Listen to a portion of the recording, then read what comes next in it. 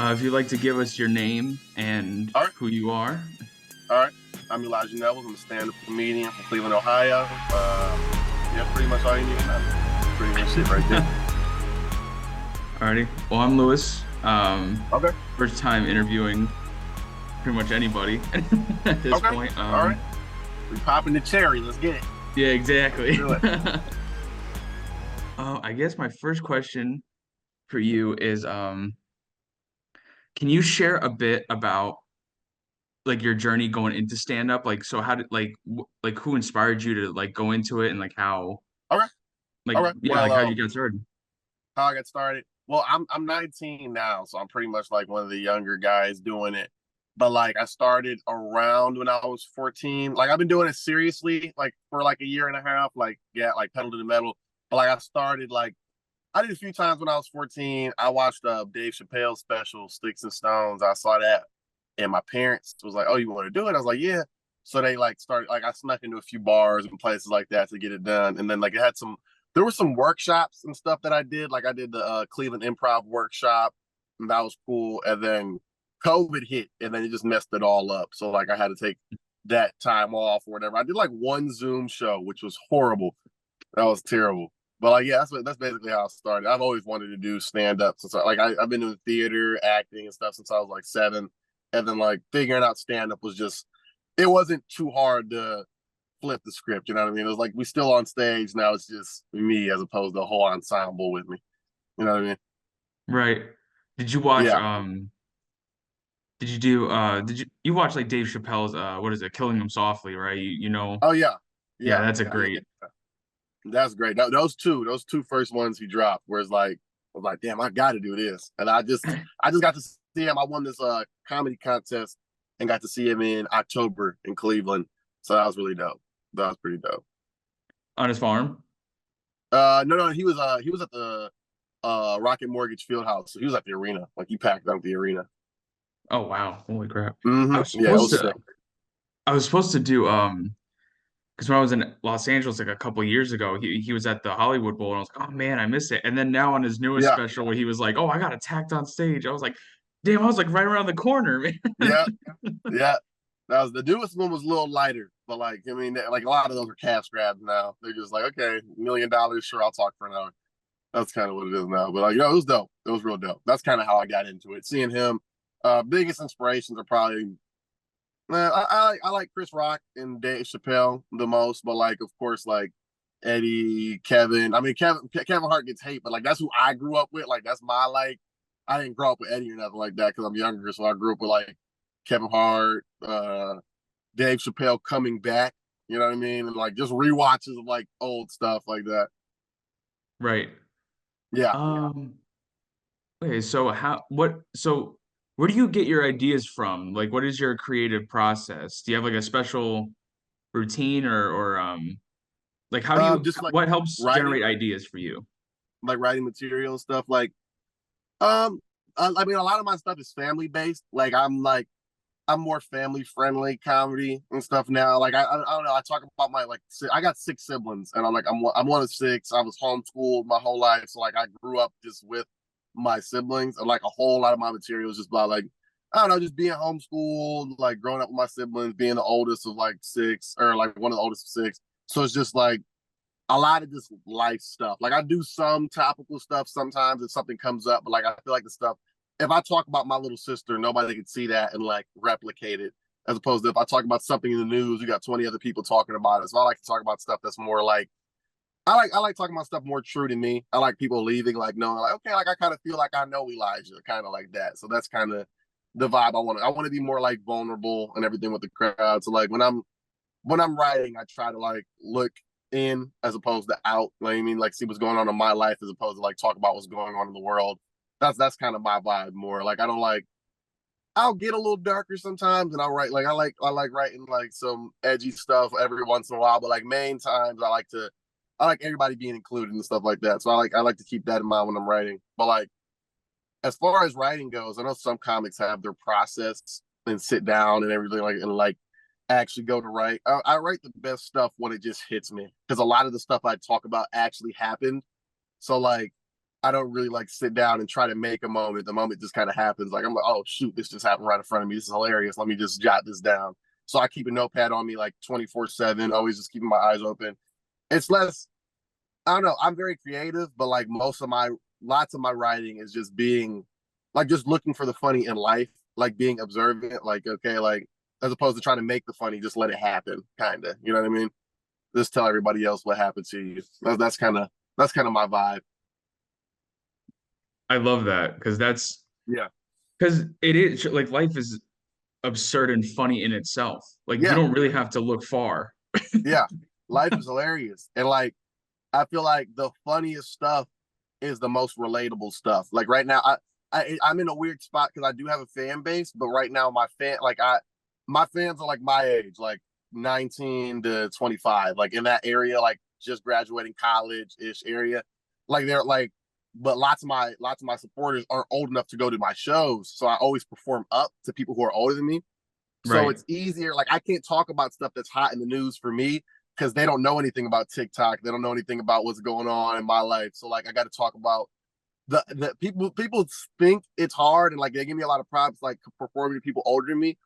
But performing up is usually the easiest because everybody's been my age, so they can all relate. As opposed to me being 40 performing to 20-year-olds, they haven't been there. So I could always talk about it's a more like remember when type thing, like when you were my age, this, and that. So I like to talk about that, growing up, moving out, like living with my parent, like everything like that. It's like the most funny stuff I think is the relatable stuff because like that's the stuff people on car ride home will be like, oh, I remember we used to do that, or like bring it up and it'll stick with them as opposed to me talking about something that won't be relevant in 3 more years or 2 more years. You know what I mean? Right. Exactly. Yeah. Um, so what goes through your mind like right when you get on stage? Are you like do you get like the what is it? You get like that nervous feeling in the pit of your stomach like when you go up, or are you completely just fine just going up there? Um, it depends. I get I get anxious, but I don't get like I don't I haven't gotten nervous too much. I get excited to get on stage, so like I want to get it. I want to get up there. So like I get restless. I'll say that because I've been on stage since I was like 7. So like I don't the being in front of people is not what scares me. It's like I don't really get nervous by it. I get like excited to get up there and do it. But there's been I don't know like recently, especially within the last 3 4 months, it's like I've gotten like management and a bunch of other stuff like that, and like a lot more opportunities. And like getting bigger opportunities, it's easy to get in your head and be like, okay, I got to kill this, I got to kill it.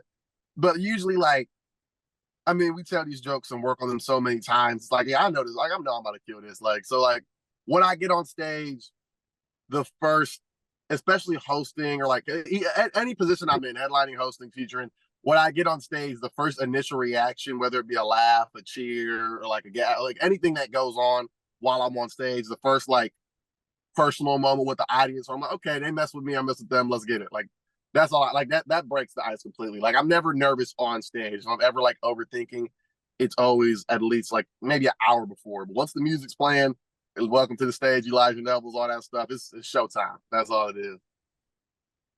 Do you have a do you get how do you deal with hecklers? Oh, I like them. I don't know. I don't. I feel like now because the TikTok era and all everybody sees is crowd work, everybody wants to be a part of the clip, especially when you're like known to be. I mean, I'm known to be more like I do. I'm good at crowd work. I'm not like a crowd work comic. Like I do my set and jokes, and I'm a storyteller, but I'm very good at crowd work. And a lot of my fan base knows that, so that sometimes they come to see it. So like I'll throw crowd work in there, but I don't know. I'm fast and I'm like a roaster. So like I don't really like I do like roast back. Like I do all that. So like I don't I'll shut I'm the one with the mic. So it's very easy to just shut a heckler up. Like it's easy to know who to talk to and who not to talk to. Cause like if somebody says something and you can tell they're drunk, and even if I do clap back and burn them or something like that, they're gonna still talk. I'll just ignore them. But like if somebody's heckling and you want to play, like if you want to play the dozens, let's get it. If you want the attention, you can be a part of the show. So that's all up to them. But I love crowd work. I love like I feel like I want every show like I mean crowd work's dope because it's like a inside joke. You know what I mean? Like everybody that leaves that show will like, oh, I was there for that. If I post it out, people will comment like, oh, I was in the crowd for that. It's like an inside joke with me and everybody who's in the room. So like I like crowd work like that. I feel like every show I try to do like something unique to the room or something that everybody here is just gonna leave with that only happened here. So I was like, as long as it's respectful, if somebody wants to say something and it's just like if it's respectful, it's like it could throw you off your flow if you're in the middle of a joke. But it's like as long as you're respectful, I'm the one with the mic, so it's my job to shut them up. So that's really yeah, I don't mind it. I don't mind it. I take it as a challenge. Let's get it. I like it. That's awesome, man. Mm-hmm. Because there's a lot of people that they get nervous or they get scared. Yeah, Like that could really throw somebody off if they're very like focused in on what they're yeah, doing. So it sounds like you're a very like versatile person where you're able mm-hmm. to adjust your environment really fast. Yeah, yeah. I'm good with like I'm good with going with the flow, especially since right now like I don't know. I don't really get I don't get scared. That's why people get nervous. They get scared that they might say something. Like when I'm on stage, half the time if I get off and I did like an hour or 30 minutes, right? Well, even five, if I get off stage, I'm not gonna remember 90% of the stuff I was saying up there. So like I'm more just in the zone. Like it's more like, you know what I mean? It's like more just everything's just happening. It's like playing a song. So like if somebody says something, I'm gonna get them. So that's I don't have any doubt in my mind that I'm gonna get them.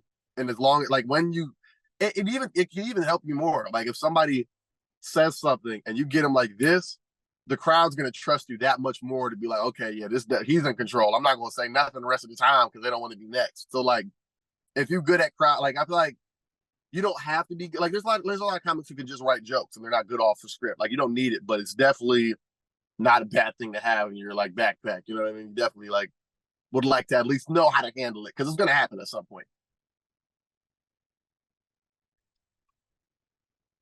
Um, okay. Cover that. Oh, so in your mind or from your point of view, what role do you think comedy plays in society, especially like during now? Because everyone is so polarized and like what Uh-huh. their beliefs are and what they think Yeah, is the right thing. So how do you as a comic navigate like that? yeah. I mean, right now, I mean, comedy is weird. Comedy is in a weird spot right now because of social media. So like a lot of the old heads would say comedy's getting worse, and some would say comedy's getting better. Like people have different opinions on it because everybody has a platform right now. So before it was like we're all fighting for the one Tonight Show or the one special, or like everybody's fighting for one thing. So like not too many people had a voice. Now everybody got a voice and everything's being heard. So comedy plays like a lot bigger of a role right now. I feel like I mean, those who take it seriously, I like how like I mean, in society, comedy can just take stress off of serious topics like I don't know, world like wars or like political or anything like a viral joke. 3, 5, like a couple million people see somebody joking about a political argument and make it seem like dumber than it really is, and less. It makes everybody take themselves less seriously. You know what I'm saying? Like that's what we're here to do. That's why I feel like that's why I like to make everything during my show. Just I want everybody to leave feeling better than they came in. So like, I mean, it's like a stress reliever. Like comics are like therapists. That's really what we do. We taking people out their world for a second, letting them enjoy something, and letting them leave. That's really all we're doing. Just making people have fun, man. Take themselves less seriously. That's all I'm here to do. I just want everybody to just notice like things ain't like life is not that serious. You know what I mean? It is, but it Mhm. isn't. Like there's times we need to lay back and have fun, and there's funny in like almost every situation. There's some funny in it. You know what I mean? I completely agree. Yeah. Do you feel like you have a responsibility to address like certain issues or certain topics as a comedian? Because a lot of people look to comedians for opinions or like their takes on things. Um, I don't know. It depends. It really depends because it's like I don't know. I like to talk about. I feel like the only responsibility for me is to just have fun. Like that's why I like even like when comics bring up like stuff like bombing and stuff like that. Like I don't pay attention to none of that stuff because I think I'm hilarious. So when I'm on stage, whether or not y'all mess with me, I'm having the time of my life. So like I don't feel like obligated to come up and like I don't feel any obligation to the crowd except for us to have fun. Like if there's like something buzzing in the news or something like that, and like people want my opinion. I don't like to get too political or opinionated and stuff like that. Like if it's something I feel passionate about, then yeah, like as long as I'm having a good time. But if it's something like I don't feel that's none of my business, that I'm not really gonna talk about it. Like Chappelle talked about that like a couple years back. He got offered to be in OJ's documentary or something like that, and he was like, "Yo, why?"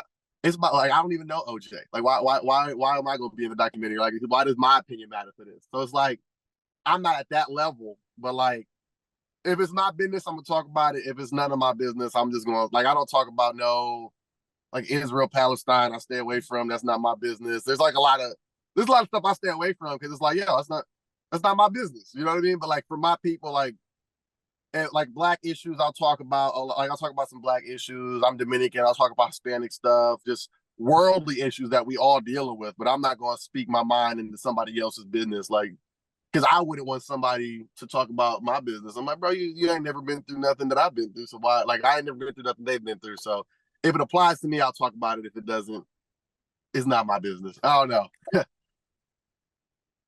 Yeah, I feel that. That's Yeah.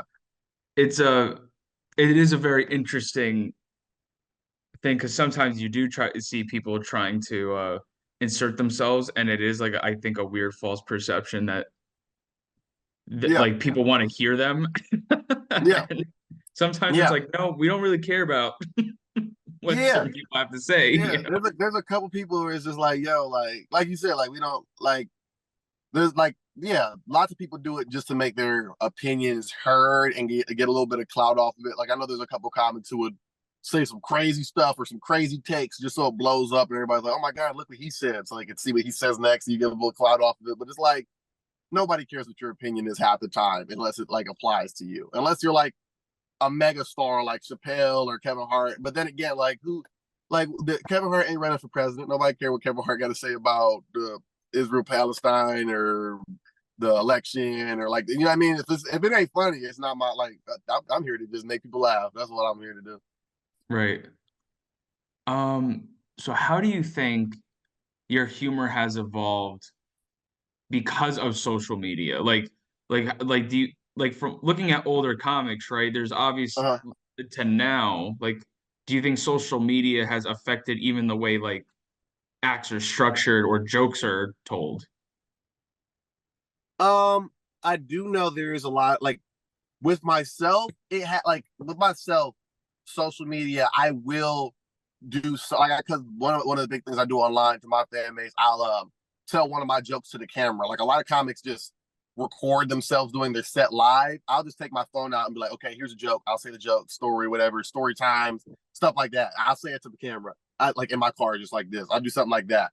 But there's some jokes I will only tell on social media because I know it won't work the same on stage. Because especially certain platforms like Instagram, you can get really dark, and there's like you can find like the cool thing about social media is you drop something and it'll strike a certain fan base that wants to see that. Like you'll say something crazy and 5 million people who agree with what you said might see it because it might just hit that algorithm. Live, you don't know what any of these people's opinions are. So like you could get to alienating people and stuff like that. So it's like until you famous, then that's where you could come in. Yeah, like right now I want to be like I said, like I want to include everybody as opposed to ostracizing people. So like social media, there's jokes I will tell on social media that I won't tell on stage, but there's no jokes that I will tell on stage that I won't tell on social media. Like there's a lot of jokes I say on stage that I say on social media all the time. Social media is just more high paced. That's one thing that's changed. Like there's a couple of my jokes that I've posted out that I've had to like clip up differently to make it quicker for social media. And then I see how it plays back and I'm like, yo, I'm just gonna start telling this joke quicker. So like it does speed up the game a little bit. It's like people's attention spans are so short now because they're so used to seeing those reels that are 30 seconds. It's like, okay, now I gotta get to the point more. You know what I mean? More quick, get to the point kind of deal. That's basically it. Not too much. I know a lot of comics do go on stage and be like, oh, I'm gonna say this so I can post it online, but I don't I'm just gonna say what I think is funny. Then I'll post it online. Let's see whose algorithm it hits. Let's see if they like it. You know what I mean? Right. Mm-hmm. Um, how do you think, oh, sorry, that was, I already asked you that. You good? You good? what do you think is the hardest part about doing comedy that like people who don't do it like don't realize like what is like people because they Mm. just perceive you going up there and just talking. right? Yeah, Like the average person. But we all know that that's not what's like really going on. yeah, yeah. I feel like I can't speak for anybody else, so I'll just speak for myself. Like for me, funny was kind of easy because I feel like I mean comedy's more of a talent thing. Like being if you're funny, you're funny. Like it's hard to like go from not funny at all to like it's more of a you got it or you don't kind of thing. So like the funny is easy. It's all the extra stuff to get like getting on stage is the hardest part kind of like performing is like 10% of comedy. Like 90% is like, okay, who could I email to get this show, to get that show, to get on stage? Like getting on stage is like the final product is the like the least of our worries. Just getting there that's the hardest. So like getting the bookings, booking up the gigs, the business part is the hardest. And then like as a side of just doing comedy, just I mean I can only speak for myself, so I can only speak for what I've struggled with. But like I know a lot of people do. I haven't that much, but just struggle finding their voice and like finding what they want to talk about and being unique.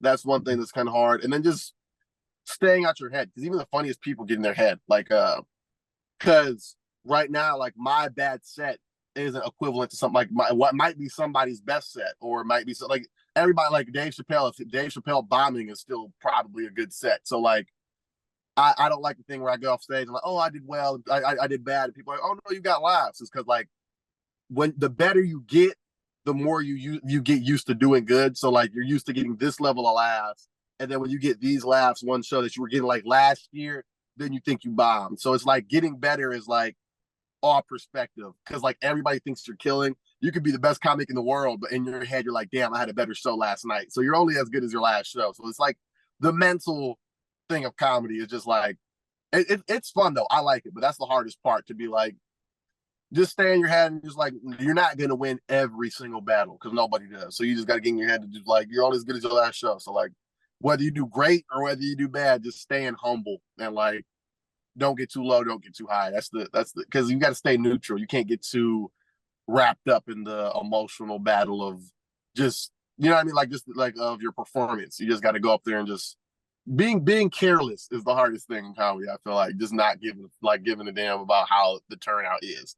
That's the hardest thing because we all care because we all put so much work in, so everybody cares. But like the least I care, the better I do. When I go up there, I'm like, okay, I don't care how this goes, and just have fun. Having fun is that's it's the easiest part, but you gotta always remember, like, remind yourself, I'm here to have fun, as opposed to getting overwhelmed. So what further advice would you give someone who's like just starting out? Like what would like is there anything that you would have done differently if you were to like restart? Like if you were starting now, like what would Um, I wouldn't have done. I don't have too many regrets. I wouldn't have done anything differently. I would just say to just like just know it, like just trust yourself because I get, especially being young, I get so much advice from so many people, and not all advice is good advice. So like trust yourself. I've had a lot of people tell me not to do some stuff, and then I do it, and it went amazing, and I would regret listening to them. So I don't know. People think like there are people who give great advice, of course, but like you still have a brain, you still got like you know what you're like. If a 20-year vet walked up to tell me something to do, and I feel like I should do the like the opposite. I mean, like my career is in my own hands, so trust yourself. At the end of the day, yeah, you the one on the stage. So at the end of like your jokes is going to be your jokes. They're not going to be the ones. If they give you advice and it bombs, that has nothing to do with them. So like, just trust yourself more than anybody else. I think that's really solid advice. Yeah. Um, so what's next for you? So is there anything huge coming up? Is there anything that you particularly like excited about Um. like happening? Anything huge coming up? Well, there's a lot that's going. Like I got a whole lot going on right now. Like some things I can't say because there's some really big stuff coming. A couple auditions in the making. I'm working with some really big people coming up. Um, I mean, I'm on the road slash touring right now, so that's big. That's new. I'm going to LA soon. LA, Atlanta, Cali, New York, Indiana, Pittsburgh, Detroit. Like we coming to your city, baby. That's what we think. We going everywhere. I was just in Arizona like 2 weeks ago, so I was down there. So we've been all around. So like there's some it's some really big stuff coming. A couple things I can't say. Oh, this I'm doing a tour with Glenn Big Baby Davis from the Boston Celtics. He's promoting it. It's like a Shaq Presents type thing when Shaq did the little comedy tour. So he gets his comics, he'll host it, and then we'll just sell out comedy clubs with me, Daryl Dam, he's from Def Jam Comedy, and a couple other comics who drop in. So like we're on the road with that. Um, and yeah, just a lot of big stuff. Just got featured in Hype magazine. That was crazy. But that's another magazine, so I don't know if y'all can talk about it or not. But that was like just some big stuff going around right now. That's amazing, man. Oh yeah, So I guess like just finish off, I guess I have like one last question yeah. for you. If you if you could meet any comedian, like who would you want to meet, like past, present, whoever, like if there was one person that you would want to sit down with and really get to know, who would that be? Definitely Chappelle. I definitely yeah, definitely will talk with him. I don't know. I've heard a lot like I like any comic though for real. Like anybody I grew up watching, like Chappelle, all the way to like that. I've already met him a couple times, but like Mark Norman or just guys who are like there's guys who are famous, and then there's people who are obsessed with comedy, and that's like like you got like the Mark Normans and Shane Gillis's and guys like that who are just like knee deep and just stand up, and that's all they eat, sleep, and breathe. Chappelle, just that's all.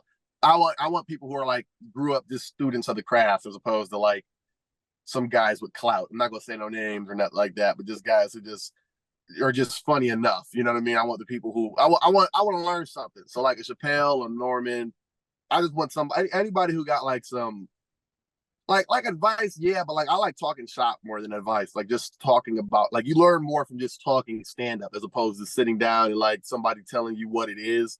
Like I like going back and forth and just like just learning together because even the biggest guys like Kevin Hart, Chappelle, Rock, them they still learning because it's not you never done. So it's like I just want yeah, but probably Chappelle, just somebody who's really deep in the craft though. Absolutely. I would have to Yeah. say Carlin. George Carlin would probably be my Okay. number one pick, Okay. man. Oh Man, yeah. he's a Oh yeah. He's a dog. He's hilarious. relentless Oh yeah. person. Just love it. Yeah. Yeah. He's hilarious. All right, well, I think we're good. Okay.